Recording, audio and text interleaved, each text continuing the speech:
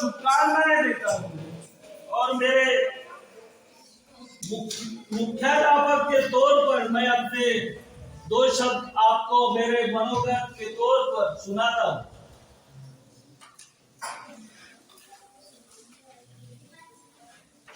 मैं मुख्याध्यापक के तौर पर पिछले 7 साल से यहाँ पे काम कर रहा हूँ और इन 7 सालों के अंदर जो अपनी स्कूल है, स्कूल ने बहुत से उतार और चढ़ाव मैंने भी देखे हैं और पालक लोगों ने और सभी विद्यार्थियों ने भी देखा है।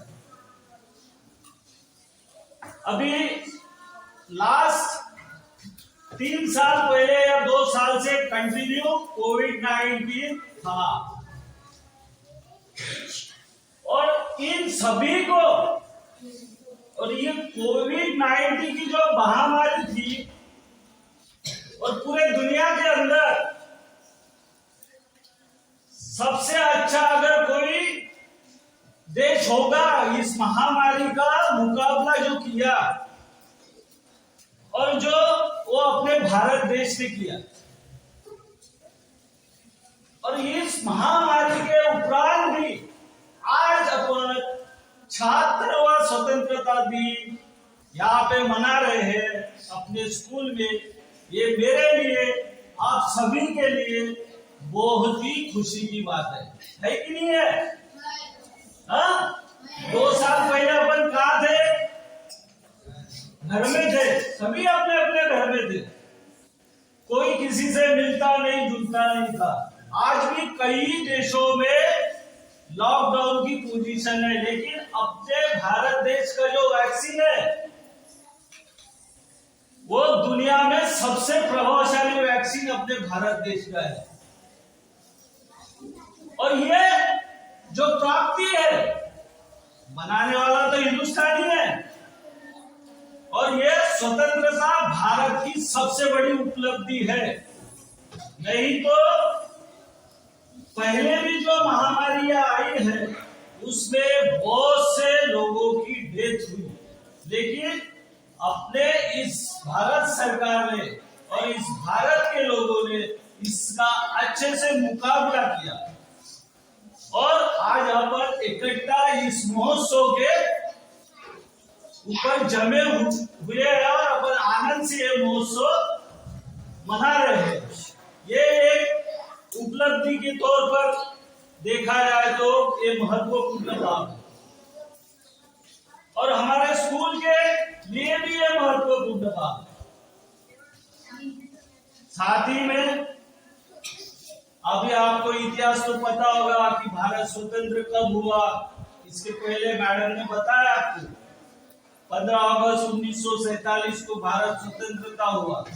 150 साल, भारत 400 साल गुलामगिरी में रहा है। कितने साल? 400 साल। अब आप बोलोगे सर कैसा? 150 साल तो ये अंग्रेज थे।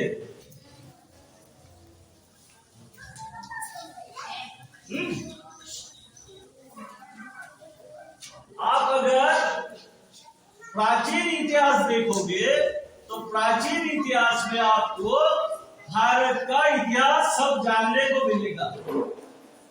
जो मोहम्मद घोरी था, सबसे पहले भारत में जो आक्रमण करने वाला था, जो लूटने वाला था भारत को, वो मोहम्मद घोरी था। उसने कईयों मंदिर मस्जिद जो भी यहाँ की जो धरोहरें थी वो लूट के लेके जाता था। उसके बाद आया मोहम्मद खिलजी और मोहम्मद खिलजी ने अपना एक यहाँ पे दिल्ली के अंदर एक राज्य बैठाया, उसको सुल्तान शाही कहते, निजाम शाही, कुतुब शाही वगैरह जो थे, मोहम्मद बिन तुगलक के नाम से भारत में प्रशासन करने लगा। उसके उपरांत जो हुमायूं था वो सुल्तानगिरी का लास्ट सुल्तान था। उसका कम से कम भारत के अंदर 70 से 80 साल तक उनका राज्य चला। उसके बाद बाबर आया बाबर ने भारत के ऊपर राज्य किया और मुगल शाही की स्थापना की। और बाबर से लेके जो आखिरी सुल्तान था, जो जिसको मुगल सम्राट का जो सुल्तान था अकबर के बाद मुगल शाही औरंगजेब आया। औरंगजेब के बाद जो शिवाजी महाराज थे उनका कार्यकाल शुरू हुआ और उन्होंने अपने देश की रक्षा करने के लिए सबसे पहले मुगलों के खिलाफ लड़ने की शुरुआत की। उसके बाद भारत पहले छोटे छोटे राज्यों में बिखरा हुआ था और उसका फायदा लेके इन लोगों ने अपने देश के ऊपर राज्य किया।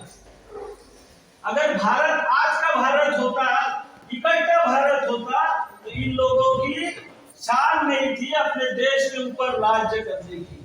तो एकता बड़ी चीज होती है। एकता के साथ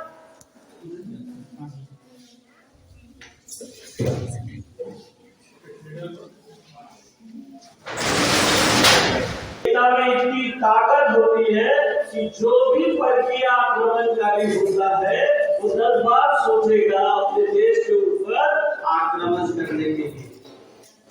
आज भी एक शोकांतिका है, आज भी 76 साल स्वतंत्रता प्राप्ति के बाद भी आज भी कुछ ऐसी शक्तियां अपने देश के अंदर है जो अपने देश को नुकसान पहुंचाने का काम करता है। माओवादी है, नक्सलवादी है, खालिस्तानी है, वो से और इन सभी चीजों को भारत में देखा जाए अलग अलग जाति के, धर्मों के, अलग अलग भाषाओं के लोग रहते हैं। आपको पता है भारत के अंदर कितनी भाषाएं बोली जाती है?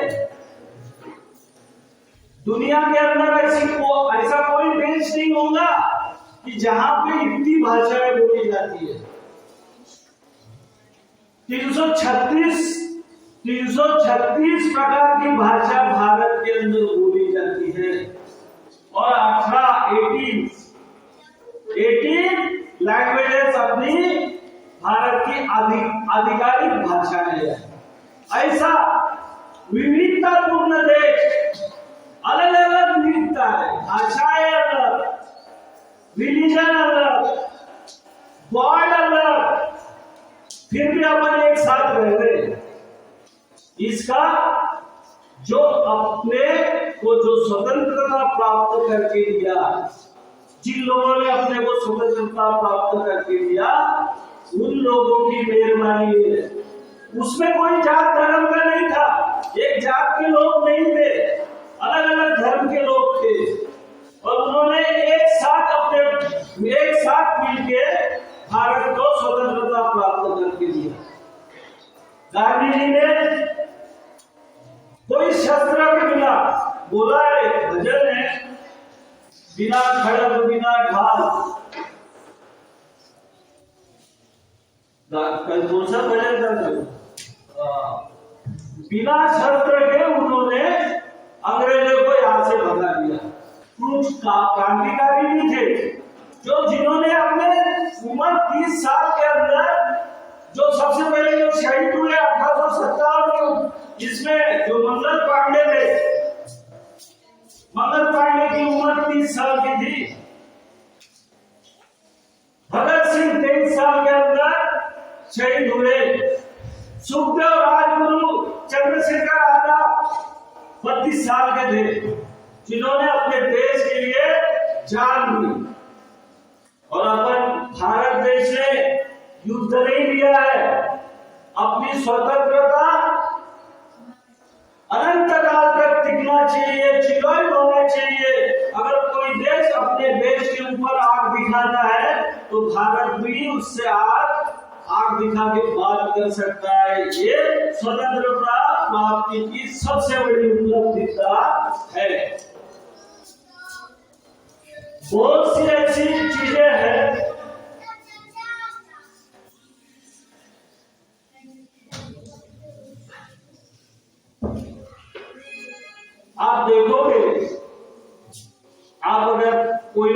मुस्लिम भाई होगा, आप तो उसको ईद की मुबारकबाद देते हो कि नहीं?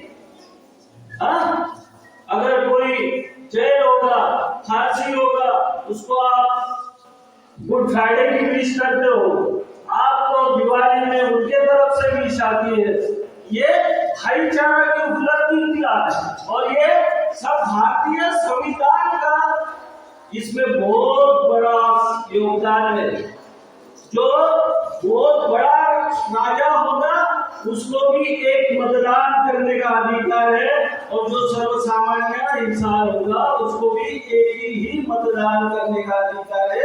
ये भारत की विशेषता है।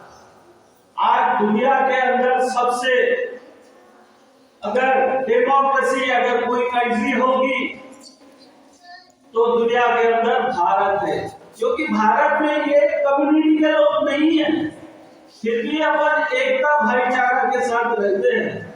कुछ लोग हैं अपनी अलग अलग रीजन कारणों से अपना कुछ चीजें करते रहते हैं, कोई हिंदू के नाम से, कोई मुस्लिम के नाम से, कोई अल्लाह के नाम से। इन चीजों को अपने दिमाग में नहीं रखना है। अपन एक भारतीय है, अपना नेशन क्या है वही अपने को अपने खास दिमाग में रखना है, अपने दिल में रखना है। अगर आप बोलोगे किसी का द्वेष मत्सर ये चीजें नहीं होना चाहिए। द्वेष मत्सर से हीन भावना की उत्पत्ति होती है। अगर अपना दिल साफ तो दुनिया अपने को साफ दिखेगी। अगर किसी का दिल गंदा होगा तो अपने को दुनिया अच्छी नहीं दिख सकती है। इसलिए अपने मन के अंदर भारत के प्रति, राष्ट्र के प्रति, जैसा लोग 15 अगस्त आया, 26 जनवरी आई, ये अपने को लगता है देशभक्ति अपने मन में आती है कि नहीं आती है? आती है ना। और जो देशभक्ति अपने को इस विशेष दिन में आती है वो साल भर आज भारत को विकसनशील देश में प्रथम नंबर पे देखा जाता है। ये भारत की उपलब्धि है। भारत का इतिहास देखो, भारत के इस मिट्टी के कंकड़ में शहीदों ने अपना खून बहाया है और ये खून बहा के अपने को आजादी दी हुई है, तब जाके भारत का इतिहास बना हुआ है। मैं आप सभी को आज के इस दिन अवसर पर हमारे जानवी मल्टी फाउंडेशन और हमारे स्कूल की तरफ से और हमारे सभी शिक्षक विद्यार्थी को स्वतंत्रता दिन की बहुत बहुत शुभकामनाएं देता हूं। और आप बच्चों, आगे का भविष्य आपके हाथ में है। इस देश को स्वतंत्रता और एक पूरे विश्व के पटल पे एक महाशक्ति बनाने का जिम्मेदारी आप लोगों पे है भविष्य के अंदर। और मैं आज के दिन जो शहीदों को याद करते हुए मैं यही भगवान से प्रार्थना करता हूँ कि आप भारत को विश्व में नंबर 1 बनाओगे। यही आज के दिन मैं भगवान को प्रार्थना करता हूँ और सभी को स्वतंत्रता दिन की शुभकामनाएं देके मेरे दो शब्द समाप्त करता हूँ। धन्यवाद। जय हिंद।